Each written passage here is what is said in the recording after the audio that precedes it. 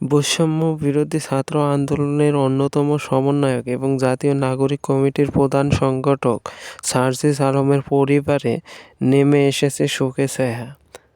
৩ ফেব্রুয়ারি বিকাল ৩:৩০টার দিকে তার প্রিয় দাতা পঞ্চগড় জেলা আটোয়ারী উপজেলার আলোয়াখোয়া ইউনিয়নের বামনকুমার গ্রামে নিজ বাড়িতে বার্ধক্যজনিত কারণে মৃত্যুবরণ করেছেন। দাদার মৃত্যুর খবরটি সার্জিস আলম নিজেই তার ফেসবুক পেজে শেয়ার করে শোক প্রকাশ করেছেন। তিনি লিখেছেন, কিছুক্ষণ আগে আমার প্রাণপ্রিয় দাদা আমাদের সবাইকে ছেড়ে আল্লাহর সান্নিধ্যে চলে গিয়েছেন।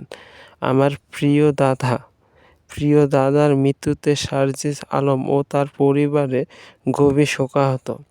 দাদার স্মৃতির প্রতি শ্রদ্ধা জানিয়ে তিনি তার আত্মার মাগফিরাত কামনা করেছেন এবং সকলের কাছে দোয়া চেয়েছেন।